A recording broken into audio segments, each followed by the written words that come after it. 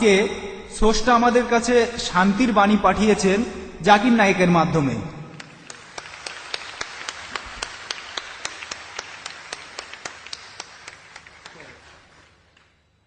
মানব জাতির শান্তি, এছাড়া হিন্দু মুসলমানের শান্তি।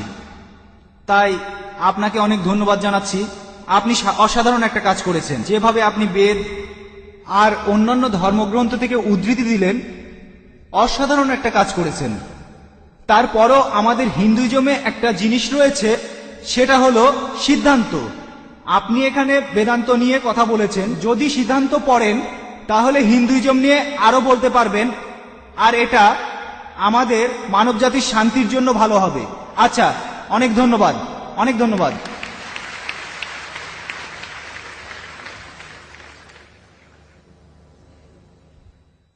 আপনার মন্তব্যের জন্য অনেক ধন্যবাদ।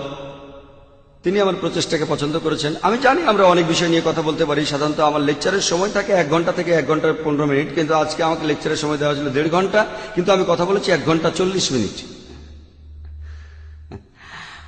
আমি জানি আমরা যা কিছু করছি আমাদের এই কাজগুলো মহাসাগরে 1 বিন্দু পানির সমান।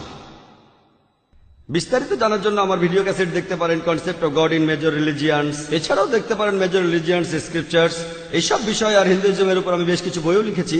ইনশাল্লাহ এই বইগুলো পড়লে আপনারা হিন্দুইজম আর ইসলাম ধর্মের সাদৃশ্য সম্পর্কে অনেক কিছু জানতে পারবেন। আশা করি উত্তরটা পেয়েছেন।